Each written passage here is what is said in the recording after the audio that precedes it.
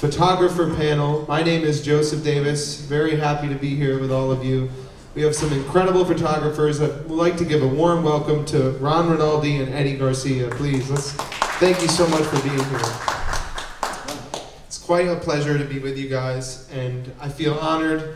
Photography is such a big part of my life and such a part of all of our lives. Every day, you're photographed about 80 times per day here in this life on average, and it's a huge part. We live in a world of images, but I'd like to start by asking these gentlemen, where was the first time you remember a camera being placed in your hands? If you can remember the first image you've ever taken. My 34th birthday. Whoa. Yeah, I was married at the time, and my wife asked me what I wanted for my birthday. So I said, get me a camera. And then it was just like a match to hay, and just took off from there. But I was a musician before photography. What instrument? A lot of them. Yeah. But that was my first experience. Yeah, fell in love at first sight. Wow, that's great. What about you, Eddie? I was 16. I was like just getting out of 9th grade, and I had one of these rangefinder film cameras. And it wasn't until starting 10th grade where they had photography classes. We learned how to process film, I did a lot of processing of film in my mom and dad's bathroom, and then took the negatives to the school and used the darkroom. Got into yearbook, and yearbook got me a lot of shoot time because the school, or I guess the place that does all the graduation photos would be the one supplying all the film to the yearbook. So they just kept giving us more film, and we just turned in and get it back. And it was a way to kind of get me out of my shyness too, because you had to talk to people, and it got you out in the open. And then I started doing stuff for Fresno Unified. They said, hey, you know, this guy's doing stuff. Who's your best photographer? They asked at the school. And they said, oh, well, it's Eddie's guy's pretty good. And so just started doing little shoots here and there, and then stuff for the... What company did you say? It was for Fresno Unified. I was still in high school, and they were the ones that would supply the film reels that you would watch for all your educational stuff. It'd be the main hub, and so they'd have me just shoot stuff for them. Then after high school, I kind of just went and worked in an automotive shop for a while and still shot pictures, but then it wasn't until a friend of mine's dad said, hey, come up to San Francisco. I got a show I'm pitching. It's a game show. It's called a NAPP convention where they buy and sell television shows. And he said, okay, and that's when I ran into the whole celebrity, but also how we watch TV, where they buy and sell television shows. And there's a lot of shows we never see because someone didn't buy it. Or there was like all these other shows, like they would call them, you know, syndication, reruns, and they'd have the celebrities there promoting their shows. So I met a photographer there. He said, yeah, if you're in LA, come down. So I did. And it lasted about a month because he wanted to do more stakeouts, and that's staking out celebrities and trying to do stuff for the Inquirer. And I really wanted to get more into portraiture and working on movies. And so I was fired, and I quit on the same day. Became a messenger for about a month, but it was a way to get to know LA because I'd only been in LA for a month. So it was like, well, I used to deliver car parts in Fresno and get some kind of driver job. And I was like, wow, you got to pay for your own gas and use a Thomas Brothers map book to get around. But you got to know that there was 2 La Ciénegas in LA, you know, it goes east and west and north and south. But you're young, you're learning about the town, you're meeting other people coming into town. And you also, it wasn't until I went to the labs that I realized there's more than one type of photographer. There's many kinds that do large format industrial product. And I was like, wow, I'm just only a part of this. It's like, wow, it's like there's some heavy duty photographers in LA that shoot really, really, really well.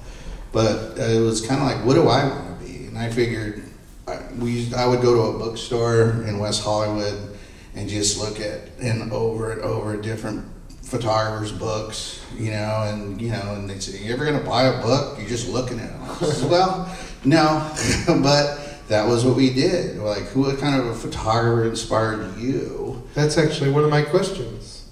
Exactly. What are some of the photographers that did inspire you? It wasn't until a photographer said, you need to do more than flash photography and parties. You need to know lighting. You need to like study Herb Ritz, Leibowitz, Albert Stuyvesant, all these guys. Just look at their books and find where you fit in. And so I figured you kind of borrow from everybody, but then you throw in a piece of you, mix it all around, and that's kind of what you end up coming up with. And then eventually you kind of are on your own to experiment and do stuff. And if you're open to different kinds of jobs, that brings on challenges.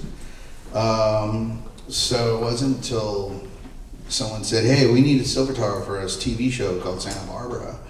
Have you ever shot a play? And I'm like, yeah. And it's the same thing, but you need a blimp. It's a box where your camera will go inside to keep it silent for the mics.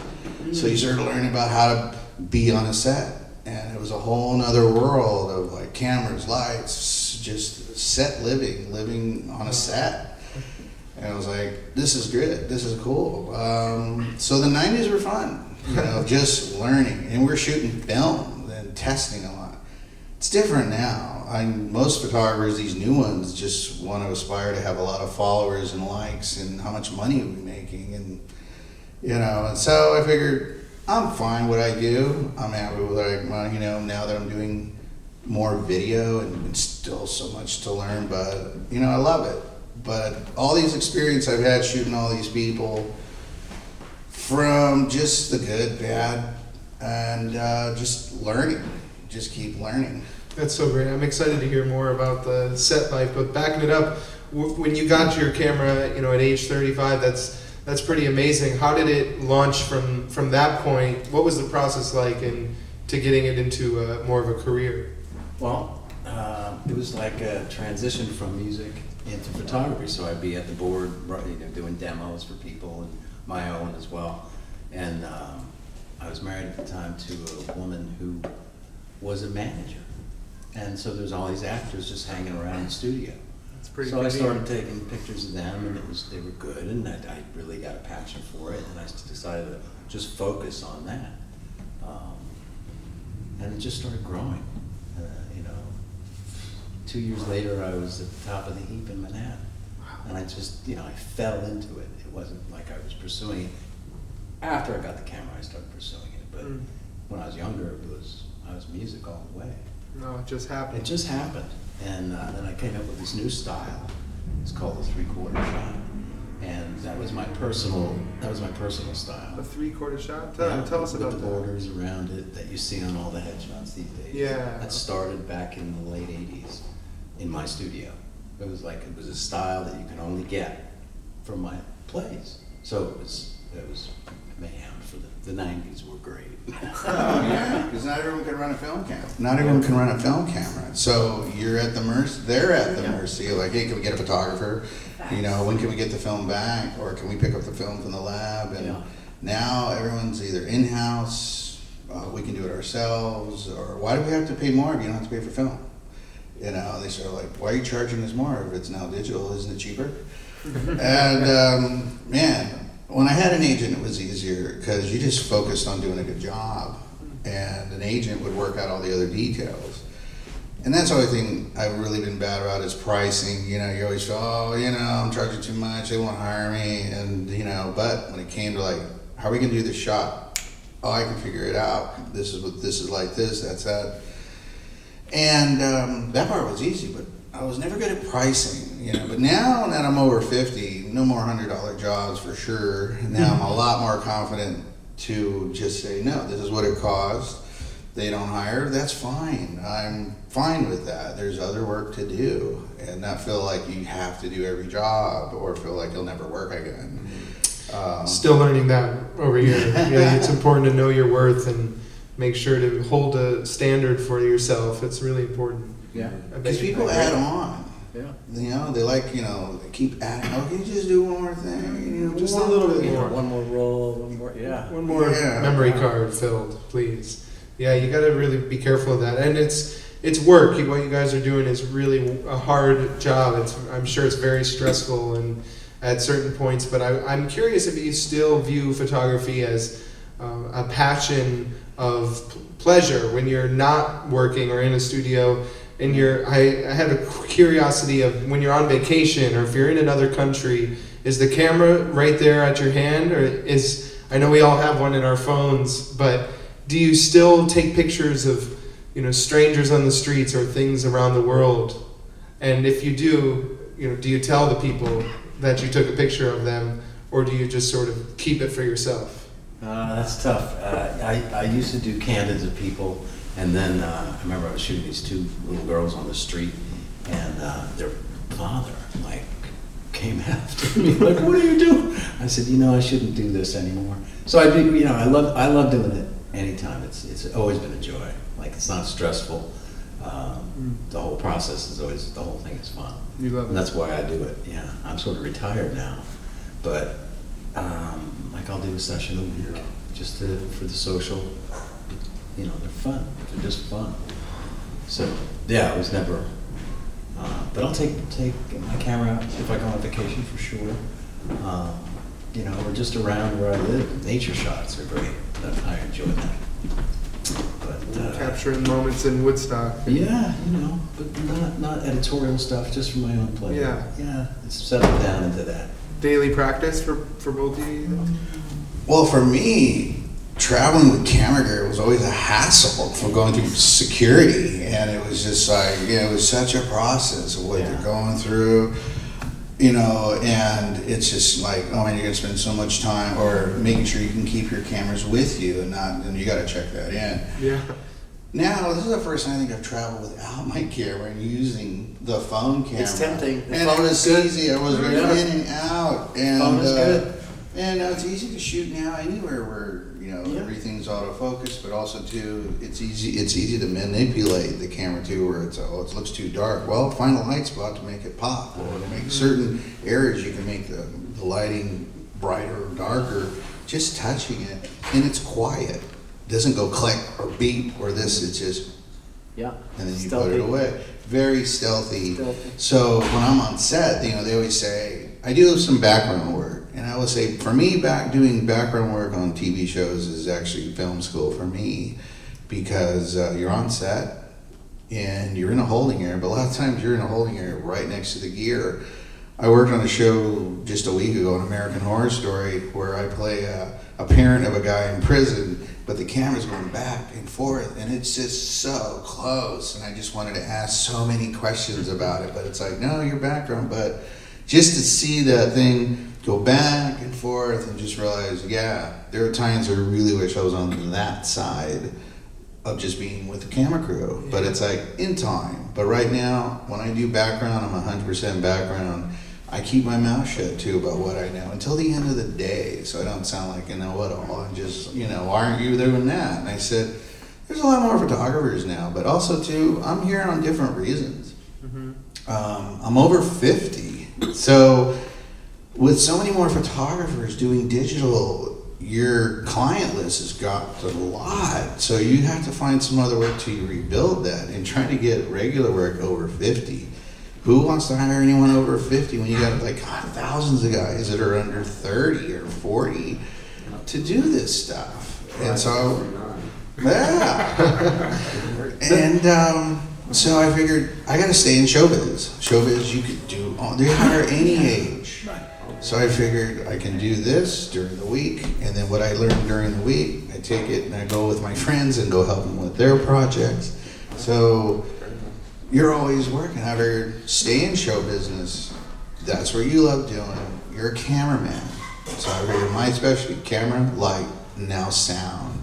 And I'm learning watching the sound guys, how everything's more wireless. So it's staying up with technology, but what do you want to use? You can't do everything, but what do you like?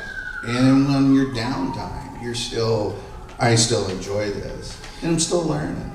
Well, and one thing I'm curious about as a filmmaker myself is what you guys have experienced on movie sets is what kind of tone that you see on set makes for a successful day for a camera crew. I know it's a big group of people, tensions are high, and you're on a war against time.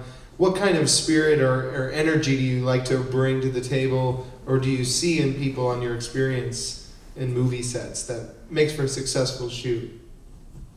I don't do movies. Yeah, it's more of a question more for you. Okay, Yeah. budget. Definitely the budget. I've worked on so many non-union low budget where the food was either chicken or fish. And I'm used to pizza. Pizza. and where the talent was paid well, but it was still a great learning experience. But what was really neat, like one time on this Dennis Hopper movie, had a lot of these B actor, like what they call B actors, like Eric Roberts, Michael Madsen, all these tough guys. We were shooting in the valley, and I'm the still photographer, and it was super hot, and we're way up on this hill, and there's this parking lot. We hear this truck with this music playing coming up, and it's an ice cream truck. Dennis Hopper ordered an ice cream truck to come up. He paid for the whole thing, and just free ice cream for the whole crew. Oh, isn't that so nice when they do that? Yeah, I mean, they'll do. Marley Matlin had a guy bring an espresso machine to MacArthur Park in the middle of the night, and that was a real skeleton crew. But no, that's my guy, and I'm having a masseuse come down too. Anyone wants to get like a back rub. I want to be on that set. So when you've got the power and the money, you can help out small productions. I like to feel that when someone says, "Hey, we don't have much, but can you help us with that?" It's how they ask you too that will decide. Yeah, no problem. So yeah, budgets definitely help because everyone's getting paid.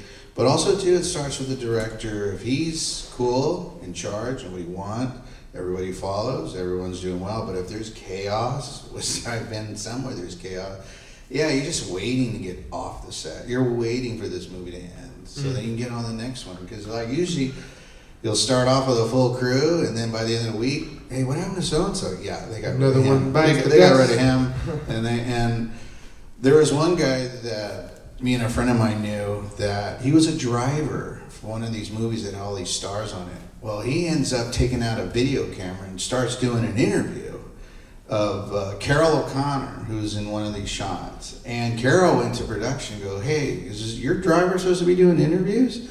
And boom, he was gone. I mean, but he took it upon himself just to like, hey, and it's like there's a trust that's built up between the actors. And I always introduce myself to the actors. I'm the still guy. Michael Madsen, when I asked, hey, I'm going to be setting up a setup over here to get all the single shots, and he just looked at me and just said, I don't do that Entertainment Tonight shit. And I'm like, I'm not Entertainment Tonight. Oh, I'm going to talk to my agent about that. I don't really approve all that. And they said, no, it's in his contract. He's supposed to do PR photos. And so we'll talk to him. Any problem, let us talk to him. So a lot of times, one actor, Eric Roberts, said, hey, I want to see all the photos after you get him back. I want to see the slides. And I can't do that, and I got to give him production. So he wouldn't talk to me the rest of the movie because I wouldn't show him first. But my job is responsibility to who hires you.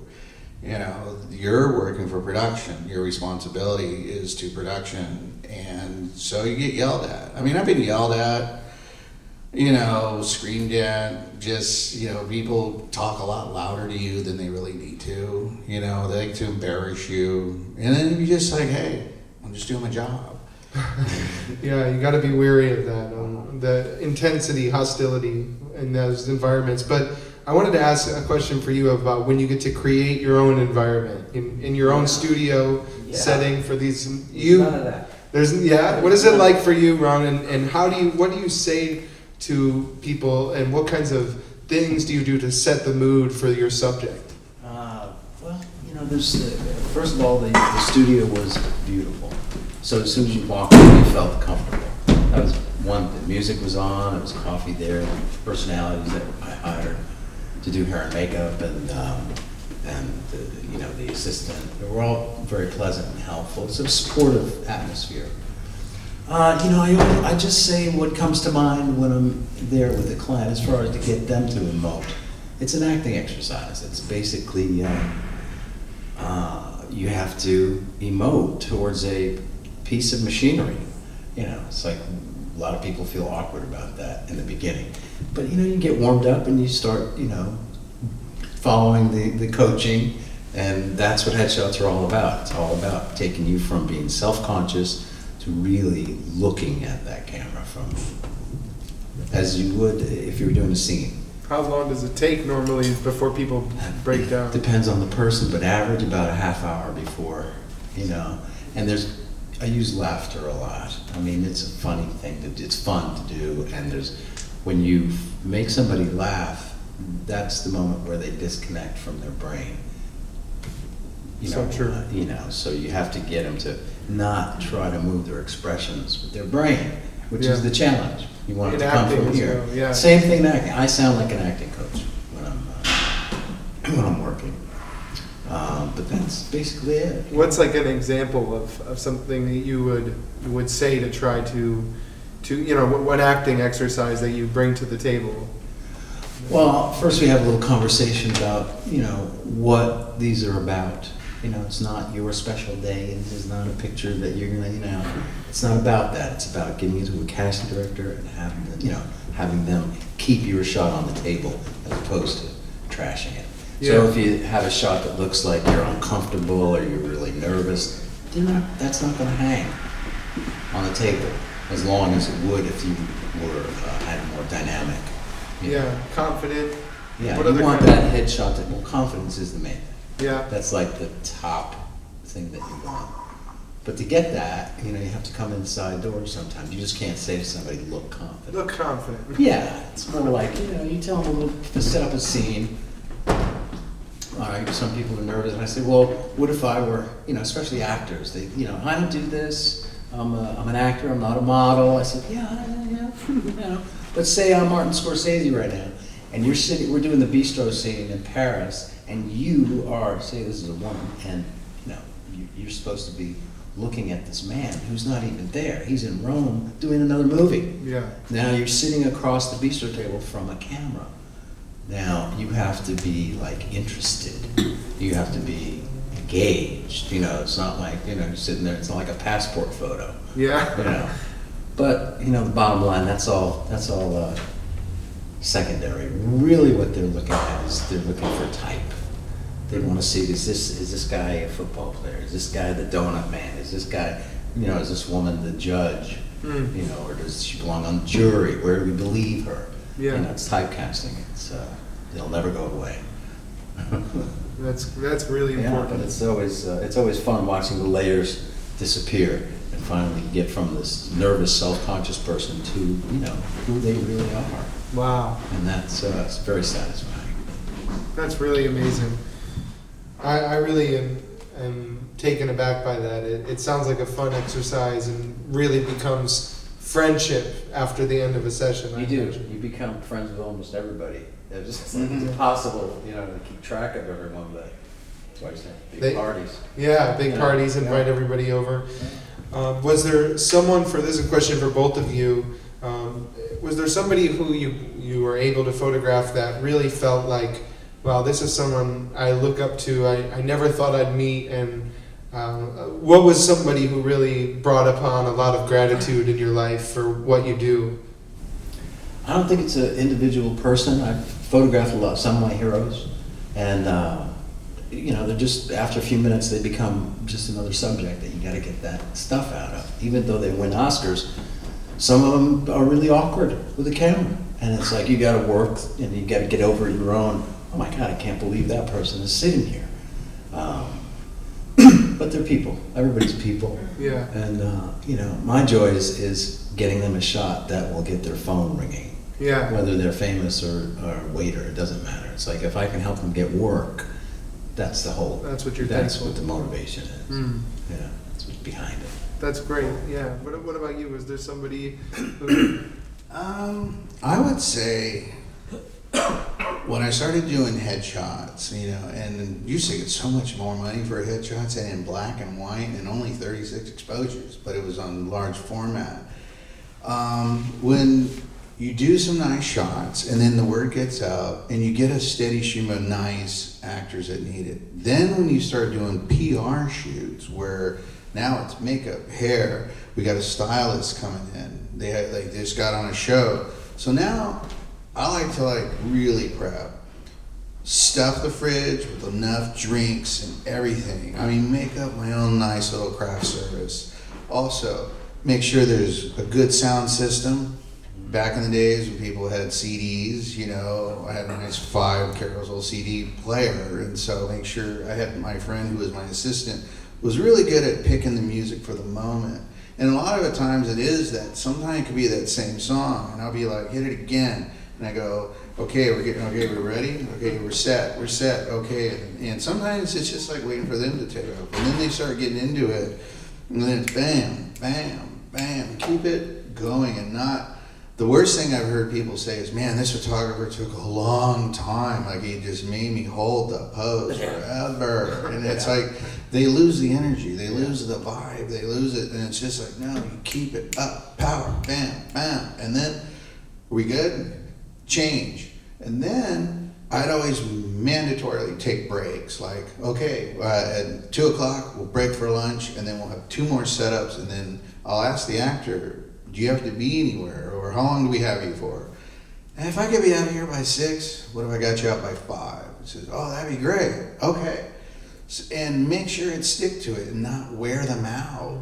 And they'd be impressed, like, we got all everything? She says, yeah, everything is pre-planned, stick to the schedule, keep the tempo up.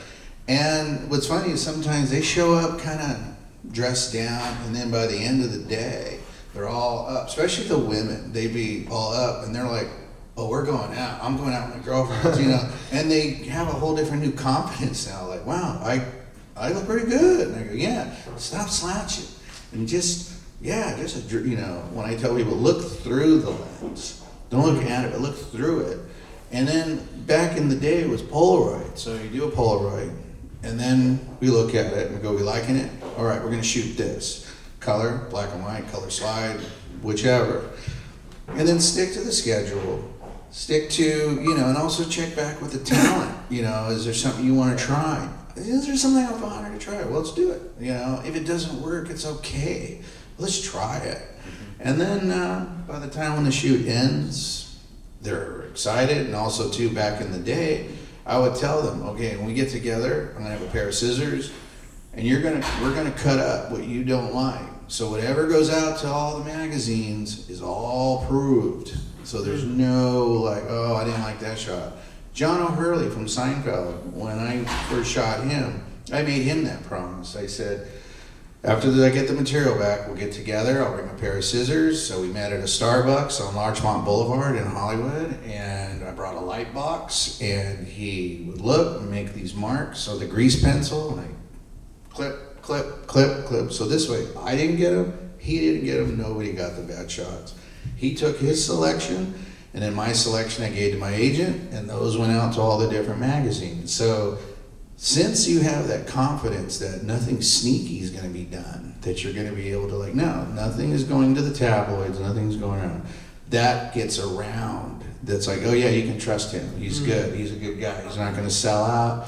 I've even done parties or shoots where it's like, do you mind not publishing it, but give us the film and we'll just pay you extra? Yeah, I'm fine with that. You're cool with that? He says, yeah. I said, I want to stay in that inner circle of always liking my clients and know they're not going to abuse me. And also knowing once you're known to be trusted, that carries a lot of weight, because it's like you get invited to a lot of stuff like, hey, we got a certain party, or you're going to be able to shoot this person because I told them about you that you don't sell out.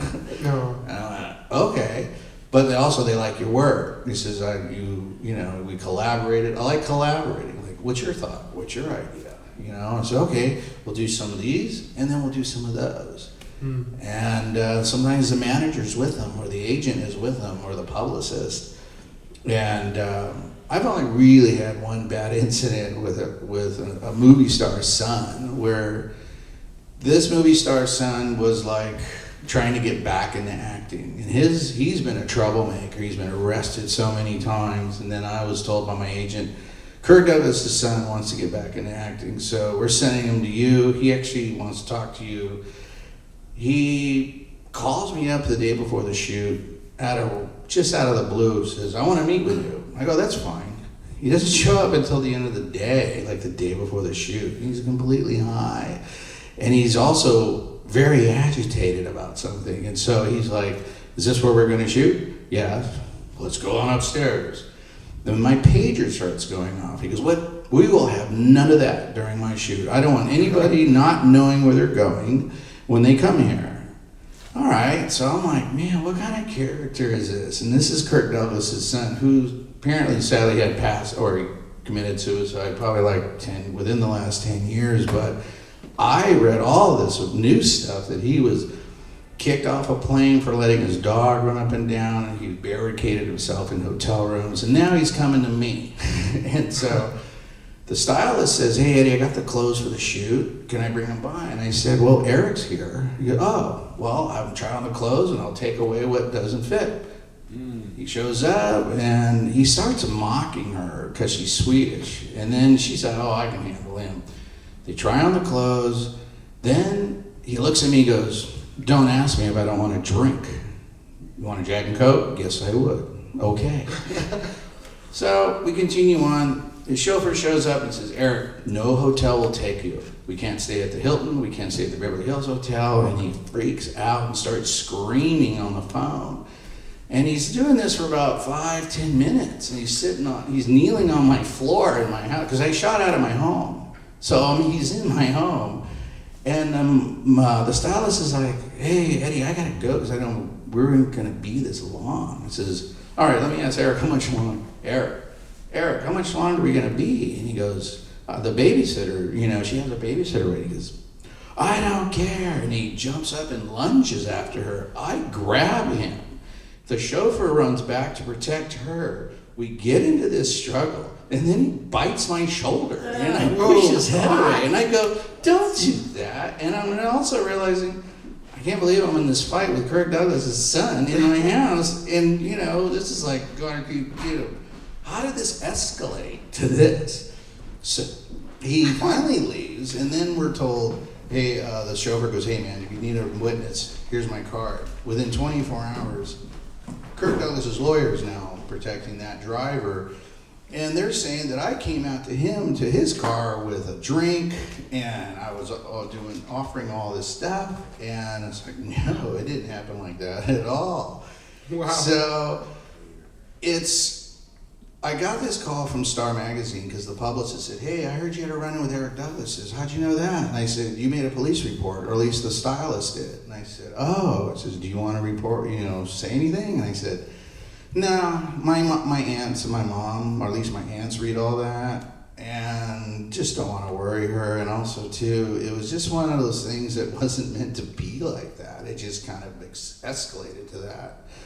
So I said, no. They said, just keep it quiet. I'll just wait, my parents, let's just give it time. And so now my parents have passed, Eric has passed, I've gotten older, and through the years of different celebrities either yelling at you or weird demands, but I'd say being bit by Eric Douglas was kind of the top one of dealing with, we're trying to, and we didn't get paid. We had all these checks that never got signed. We had one for me, one for the makeup, one for stylists, and wow. You heard it here first, folks. Wow, that's intense. That makes you almost. I never would think that much fighting and conflict could come out of the photo shoot world, but I guess it's just the wrong day, wrong time. And he had problems, and so there are people who are really genuinely kind. They're very nice people to shoot who've been all over the world, who have had their ups and downs, and you realize their struggles. And wow, you've been around a lot or put up with a lot to get where you're at. Or when you have star descent, when your star starts going down, you're trying to find a way to bring your popularity back up. Yeah. Someone said, well, I don't want to be famous. And I said, that's not your call. Fame, really, if an actor on a show gets in trouble with something and gets in a DUI and hurts somebody, all of a sudden now that show is popular. All of a sudden there's attention to everybody on that show that they didn't have before. And I've always told actors, if you can get sharp at your game, when it's your time to become famous, when that famous thing hits you, you at least want to have your stuff together so that you're not looking like a novice or like, gosh, this wasn't my time to shine because I don't know, I'm not that good of an actor yet. But if you're good and it's your time, you'll handle it. You'll be fine. But if it hits you unexpectedly, like all of a sudden you're dating a certain person, all of a sudden aren't you with that? Because everybody knows your life. but you don't know who these strangers are who know everything about you. The champagne problem. Yeah, so you don't. It's like, We can go around with I our wanna be private related. lives. Yeah, we can go around with our private lives in and out, but celebrities don't. You know, they got people coming up to them and go, I really don't like you. I had a friend of mine that said, see that guy? That guy's from American Pie. Yeah? I'm going to go tell him how I feel about him. Oh no. Why? Because I don't like him. Really? Well, and they're constantly berated with people wanting to take photos with them. It's a constant thing celebrities deal with more than ever. They all want to do what you guys do and do a little photo shoot everywhere on the streets. I imagine that's one of the worst things about this technological age on celebrity. Social media has really made it bad as far as it's made anyone a camera news, pseudo news person where they provoke a celebrity, publish it, and it makes it look bad. And they don't care because they're not real photographers or cameramen. They're just trying to start something and then publish it and embarrass the person. Yeah. So celebrities are like, you know, trying just to live a normal life without, is someone going to start a fight and there's someone else holding the camera somewhere? You know, we don't have to worry about that, but celebrities are out in the open. Yeah, they're open season sometimes from anyone who just says, well, I have a right. And it's Yeah. so... Everybody wants to be a photographer, but I think this, for you guys, I'm curious, what would you have been, do you think, if you weren't a photographer? What were you thinking when you were 34, maybe? No idea. Well, I was going for music. Music? But, that's a tough gig. Yeah. That was hard. But I was doing well with it. But it was just like the camera came and it was just, that's what I'm doing. You found your I weapon. found it. And what kind of light have you been into using lately for your photos? Is there something you're into these days? Yeah, totally natural light now. Natural lighting. Yeah. In New York, it was like you had to have a studio with strobes and stuff because the weather was just, you can't shoot every day when it's raining for half the week and you have to have a steady, consistent look. But when I moved up here, I kind of, backed off. It was, I was kind of starting to retire. And now I just work on sunny days. Yeah. And how do you harness the sun into your photos? It's got to have, how do I do that? Yeah. I built this thing out of PVC with translucent material, so it just, reflects the white light instead of the green grass. And so the skin tone stays natural instead of, reflecting all the colors of the around. That's amazing. Yeah, it's all right. So that's a kind of a hassle to book with me because I don't live in California where it's sunny every day forever. So if it rains, we gotta just postpone it. Oh wow, that's interesting. Do you use natural light as well? Well, I started with natural light. And coming to Hollywood, and you start looking what other photographers are doing. And this one friend of mine I met, and he said, you need to learn your lighting. But with available light, it's just, I like shooting with open shade. Open shade light, it's even, it's soft, there's nothing harsh. And I had a studio behind Guitar Center off of Sunset Boulevard, and I had a roll-up door, and I could drive my car inside. But what was neat, if it was raining, it was really cool to have the client just say, "Go, keep coming." Well, but it's raining. You can pull inside the studio. You can get out of your car in a dry place, but we'll leave the door open because we can be at least 4 feet in, still have the available light coming in, and still be able to get nice headshots and not even be out in the elements. So which is kind of another open shade. Or I photographed Rose McGowan when she was 14 or 15 years old, and she was an assistant to a writer, and she just didn't want to be an actress, but her boss said, "You should try acting, Rose." So we shot outside, and I used reflectors, these white foam cores. And what it's nice to do when the sun is getting over here towards 5 o'clock, you can catch it over here and throw it back this way and have the person who's looking that way. So they're getting that face of light without looking at the sun. You're just catching it and throwing it back. Yeah. And what's neat back in the day with Polaroid, just, how's it look? All right, we're gonna shoot it from here. Or we just keep Polaroid, all right, how's it look? all right, let's do this. And then boom, in the winter, the sun drops really fast. And in the summer, if it's a nice polluted day, it's beautiful with that orange light. Golden hour. Yeah. And so it's just catching it and then throwing it back at the subject. Or sometimes there'd be a white truck, like on this one movie I worked on. I needed the sun was going down, but there was a white truck. I talked to the actor and I go, we're going to do it in front of that truck. Says, why? Because the sun's going to hit there. It's going to throw it at the white panel of the truck and throw it right into your face. Yeah. And that's about as good as I can do out here in Texas. That's amazing. The perfect balance. Yeah. You learn, from the available light, and then start with one light at a time. Is what my friend said. Start with one light, learn how to use it, then graduate to 2. Then to 3. I've always at the most shot with 4 at the very most. I've seen photographers use monstrosity lights for someone's head that's only that big and just overkill with the light. Wow. So you learn from the professionals. You learn at old Hollywood lighting, which was a harder light, and the lights were much hotter back then.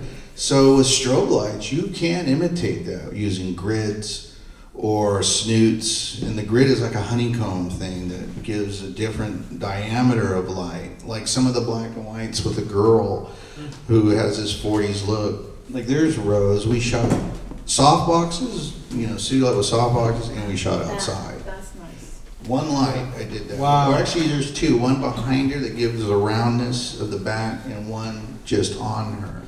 So it was just 2 lights, and it's just, and sometimes I like taking a white background and making it go gray by just not putting light on it. And you can make a white background white, or sometimes I'd kill the background lights and someone say, I like the darker background. So you can go to bright white or dark, but it's all the testing you do with your friends, That's and, important, when you get together, because then when you get that job coming in, it's like, oh, let's try all those tricks we learned. Because then you only have so much time with the celebrity, and it's just, okay, I know what we're going to do, this, and then you may not get to a certain setup, but at least you're not standing around. You look like you know what you're doing, like, well, I got a plan, I know how to do this, or what are we going to do about that? I got an idea. These are all, that's amazing how many variables there are when you're in your own space and it's calculated. But I wanted to ask you both, when was a moment in your life that something happened and you were just in the right place at the right time and you had your camera in hand? Was there a photograph that you took that completely surprised you and you didn't expect to be taking it that day, and it's something that kind of captures a surprise? Can you think of one? I'm thinking. I can't think. It seems like he's got one. Yeah. This was like in the late 80s. I was like in my apartment watching Growing Pains, and then I get a phone call, and I'm watching TV, and I guess Reagan was talking about something, and then I get a call from Ronald Reagan's publicist about, hey Eddie, he says, we handle Ronald Reagan, we need to do this shot up in his office. Did you see Die Hard? I go, yeah. Nakatomi Plaza? Yeah. That's the Fox Plaza building. That's where his office is at. I need your info. We're going to run your info through Secret Service. And if it's all good, we're going to do this on Friday. You're going to meet me. I met with her. We went up the elevator to the top floor. Secret Service checked me out. It was like 10-minute shoot where I walk in, the woman from Afghanistan was giving him a plaque. Hello, color neg, color slide, black and white, covering all 3 bases. Done. Okay, thank you. And it was over. And I was like, wow. And then to look at him, or anyone you see on TV and you meet him for the first time, you kind of stare at their face and go, wow, you look kind of different. Yeah. And, or it's such a euphoria of like, yeah, that is you. Or even older stars. And sometimes they're a lot like Betty Davis was really tiny, but she carried a certain weight about her. Like they had a rope around her, and one photographer at a time. And I was shooting for USA Today, and they said, "You're next." And it's like, don't touch her, but don't shake her hand, but just get what you need. And so that was sometimes you have to shoot flash on camera, and a lot of times you had that flash that's on the side, which is great for verticals because the shadow goes down, but for horizontals, you got this shadow that goes this way. So you learn about where to throw your shadows if you can make it nice. So with her, it was just, same thing, color, black and white, color negative. And the color negative was always the role that would go to the LA Times, because sometimes if they like it, they run it through their chemistry, and then they'd say, okay, yeah, we'll use one of this. Or I would shoot for the Herald Examiner, and they do black and white party stuff. And so it was such a different time when if we could shoot film, meant not everybody could take your job away. Now, anybody can shoot something. Everything's on auto. Yep. Yeah, It's a shame. story to the phone. Yep. You have to think about it. Shutter priority. And we have all of Photographers. the editing with programs online, so you can Photoshop and just change everything. How much of that stuff do you guys do? Do you do a lot of editing on your photos, or do you think that takes away some of the authenticity of it? No, I think that any photograph that I take is about 70% done. You got to go through Lightroom and Photoshop to just put a little. You have the ability to do it, so why not? Yeah. But back in the day, black and white, it was just what you saw was what you got, basically, unless the printer was in the room dodging and burning. Mm-hmm. It was a process because you meet with the client, Yeah. you do your headshots, and then we'll meet in a few days Yeah. and get the stuff back, Yeah. put the grease pencil marks on the proof sheet, Loops. and then we'll meet in another few more days. So this one shoot could last 2 weeks of back and forth and Easy. back and forth. And with Photoshop, really what the most I do, I try and shoot is just like I did with film. I shoot on manual, try and edit in the camera, make it as best as possible. And I bracket a lot, a little brighter, a little darker, a little brighter, because with digital at least, you don't have to worry about reloading and being able to change your ASAs during the middle of a shoot, where before you would shoot, I only got one camera and I got 3 different speeds of film. Well, you'd have to unwind that piece of film and mark it, then put the other roll in, and then when you put the other one back, you just had to remember where you left off at and make sure you cover the lens cap, lens at the end. Now you don't have that problem. So with Photoshop, I just mainly crop, enhance, take out some wrinkles, stuff like that. Everybody likes a little of that. But I don't do the ripping out of the backgrounds. Oh, you change all the backgrounds? I go, no, that's a lot of work. I try to really just, if we can do it in the camera, if we want a nice green background, let's just put gels on the lights and make it that way. But that's just so much work, because there used to be retouchers and etchers who you'd send your photos to. Yeah. They're gone. Yeah. So digital has definitely wiped out certain jobs that now makeup artists are really good retouchers, because they can see different colors and shades and all that. So they've made good retouchers with Photoshop. No, And but also too, there's many photographers that have contributed to Adobe to make digital look like film. So I would just trust that, they're working with people who are much more sophisticated than I am about it, and say, look, we've asked all the pros, and the pros got back to us, But you can really go crazy with it. But I kind of just stay in what I like to do and keep it simple. Because now that I've been getting into video, wanting to make movies and be part of, hey, are you a DP? And I go, yeah. I am. It's cool. That's great. I hope we can all make a movie together one of these days. And I know who to ask for my next headshots. I'm gonna ask one more question for you, Eddie, and then I'm gonna open it up to the floor, and you can ask some questions to these guys. I was curious about this experience. You see a lot of photos here from a night in movies that is just something that everybody fantasizes about, I think. Maybe just me. But I wanted to ask you what it was like the first time you went to the Oscars to be a photographer. What that felt like, and what it was like to be in a room that full of energies and celebrity. Was it an intense, and just how does it feel at those kinds of events when the pressure's on? It was awesome. It was really cool. I got to cover the arrivals, and they had limited badges. Sometimes you can get arrivals and then inside. My first Oscars was in '86, where I could only cover the arrivals. But then I was told, okay, after you're done with the arrivals, go to the Beverly Hilton, wait for the arrivals for the Governor's Ball there.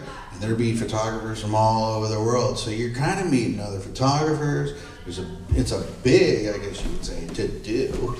of this world event. You got religious protesters over there, all protesting the Oscars. You got fans behind you.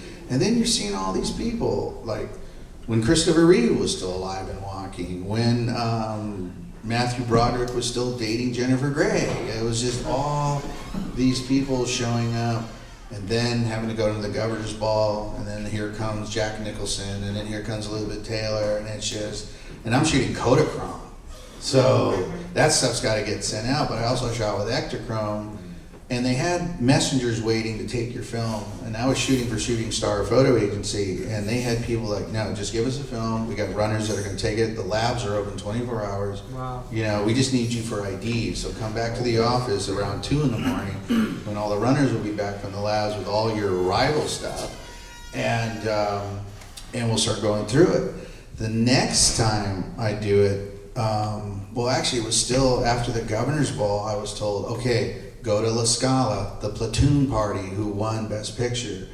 You're going to be inside. And I went, really? He says, yeah, your name's on the door. Went inside, and it was, and I really liked it. And I just saw the movie like 4 or 5 times. And now there's all the guys all drinking and partying, and you're inside.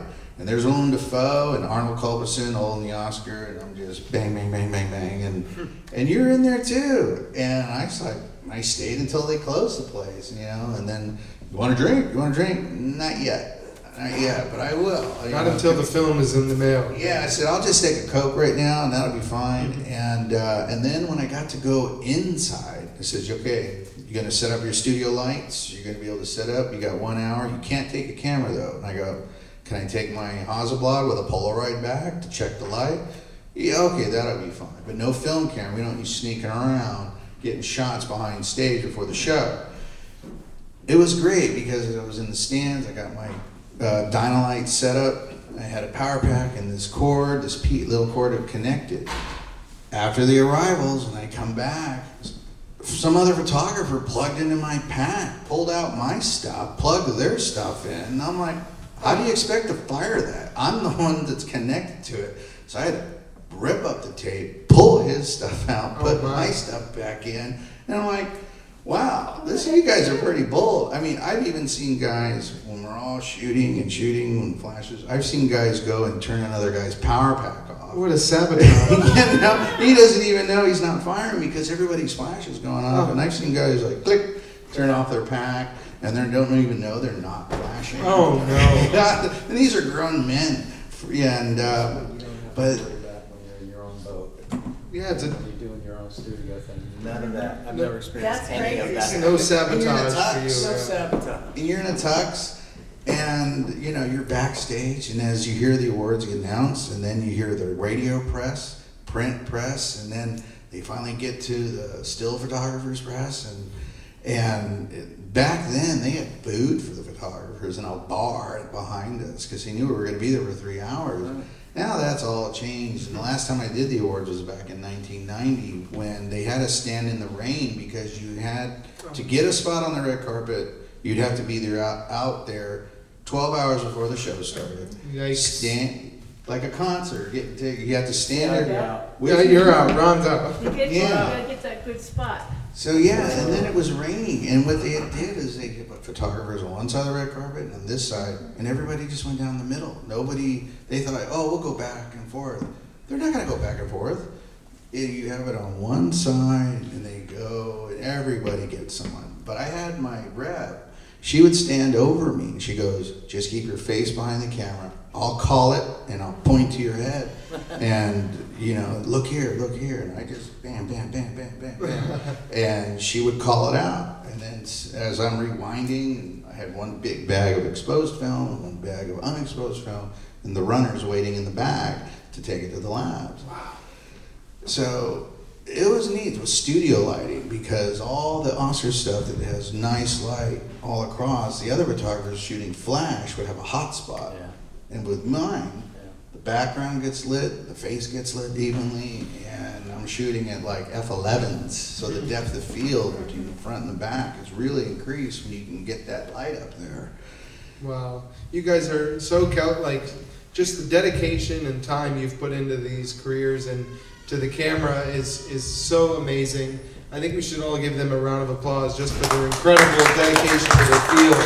You guys really are inspiring. It's quite amazing. And I'd like to open the floor up to the audience if anybody'd like to ask some questions. Have you guys done anything really creative where you set up a set from the bottom up, where you came up with a vision and you created it with a team of people? And then when you came out with it, you're like, wow. Like, is there something that you've ever done that was... That would be his Well, department. you're in the studio. You can do all kinds of stuff. Yeah, but my job is to get you the Yeah. face. It's not about the photograph. Okay. It's not about, how can we light this to me? Well, it is about lighting. Yeah. But it's so much more than, it's just a portrait. Yep. I'm not gonna bring in the, sending The the clowns. Yeah. I wanted to do nudes, like every photographer wants to do nudes. So Yeah. the way to do it, the way I did it back then is like, well, where are you going to find your models? And it's like, well, started going to all these different strip clubs, and some were nice and some were horrible and some were mean. But there was always girls that were also aspiring to get into Playboy when Playboy magazine was still around. And a lot of times all it takes is one. And we tested, and if you're going to test, you just got to prove that you are what you are, and you're not trying to pick up on them. And and then all it took was one, and that one, Victoria Fuller, became January '96 because she took the photos we did, took them into Playboy. They accepted her, and then she ends up making Playmate. And so all the other girls want to shoot. I've won their confidence. Now I can start like, okay. Like, that's very creative. This actress, J. Cynthia Brooks, like George Harrell. Sometimes people say, hey, can you shoot a shot like this? Because I'll tell people, well, bring me some magazine stuff. And, they always say, you shouldn't copy. He says, well, you never really will. But you're taking, okay, I know how they lit that. Because you could look in the eyes sometimes and see the catch lights, if they did it with available light. Because any shot of available light, you'll find yourself in the eyeball. Yep. Because you're in that reflection. So some people have, hey Ed, I want to try some stuff. I want to try this. Christoph St. John, the late Christoph, who just passed away, I shot him many times at my house. And he says, hey, I found this idea, or I got this new thing I want to try out. Mm-hmm. So some ideas come from the people, and you're like, those are your challenges. Like, hey, can we do this? And you're like, well, let's see what we can do. Polaroid after Polaroid, or we'll move stuff around. That ain't working. You go through a lot of Polaroid sometimes before you shoot something. Did you, is it either one of you ever develop your own film, or make your own film, or roll your own film? In the beginning, I probably tried to do proof sheets, but some clients want, well, you just shot a party, 6 rolls. We need 3 proof sheets each of each roll. That's a lot of lab work. And if you're not dust free, like I was trying to do it out of my bathroom, and now you're shooting all day, then you're processing, and then you're printing, and now I see why you do the job, mark it on the envelope, 3 rolls, 3 proof sheets each, drop it through the slot, by noon you've got your proof sheets, and it just takes the load off. And then you realize the importance of a good lab, because he also will make your print, and they're printing on fiber-based paper, where it looks really good of the details they can get from printing, and then and then it makes you look good. Because a lot of times you'll just say, go to the lab, the proof sheets are there, pick what you want, you just pay the lab, and you're done. You can move on to the next thing. That's why with weddings, whenever I did a wedding, I never do print. I just give them everything. I was going to ask you that because I'm a big archival person, and I feel that prints are very important because digital will disappear. We started with floppy disks where you could save stuff on there, and we can't stick a floppy disk anywhere. CDs become unreadable. Okay, so constantly things, and also CDs are starting not to even be put in computers anymore. So I'm always fighting with my bottom package, I always include at least 4x6 prints because people don't print anymore. I talked to somebody who's a business owner here in Newburgh, and they're like, yeah, I wasted money on my wedding. I did digital, and we never printed them or never looked at them. And I'm like, excuse me? Your kids will. So, yeah.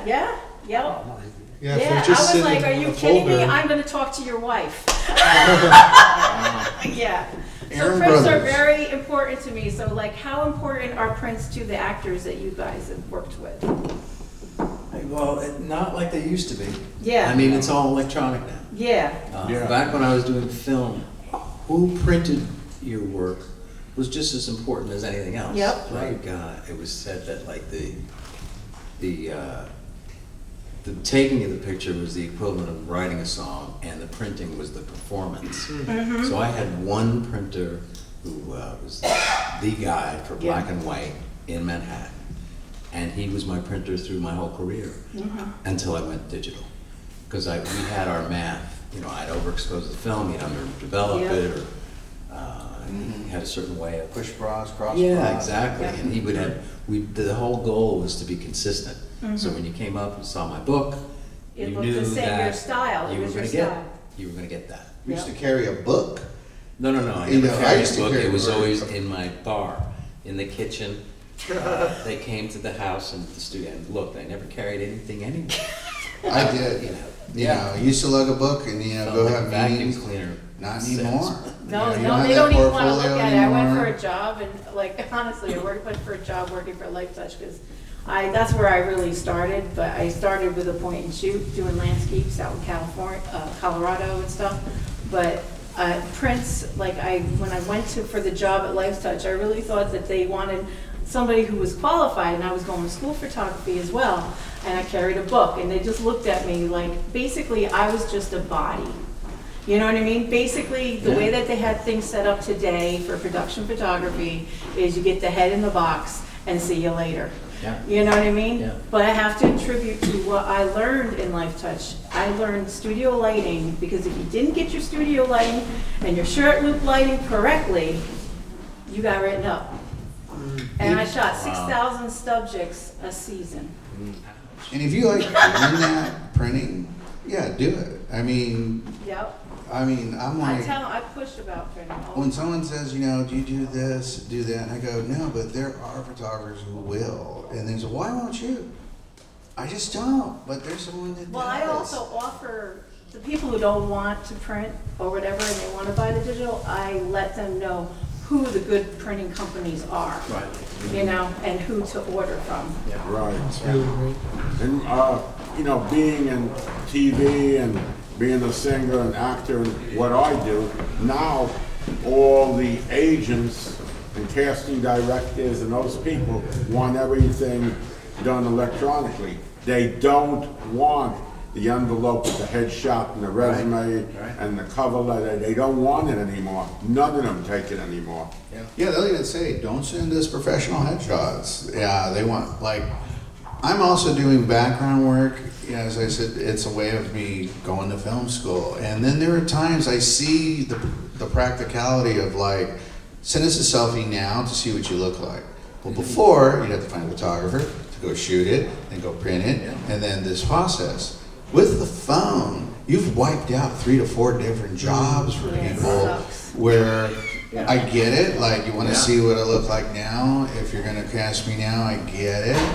But they all say, do not send a professional shot. So I'll take shots of myself too. I'll make the time, set the camera up on a tripod. I get a light stand by the wall so I can focus on the light stand, lock the focus, then move it out of the way. And I'm running back and forth with the timer, posing, doing my poses, and then send them in. So I'll say it's as doing background, being able to do your own photos, because it's like, yeah, I got to do new photos, and Yeah. that's fun, because it's like, just like when I was learning my lighting with a Hasselblad camera and a Polaroid and that long ball trigger thing, and I'd do the poses, and people say, well, you don't know what it's like to have your picture taken. I said, I had to learn my lighting, so I shot myself. Yep.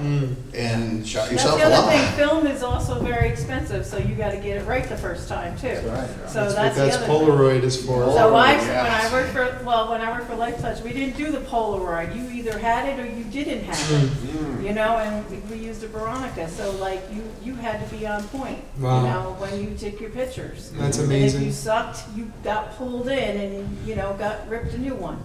Well, is You there, know? is there, like, I think we got time for See, one if I heard all more. these stories, I would never want to be a photographer. Oh, I'll tell you some stories. None of that. Anybody else have a question they'd like to ask?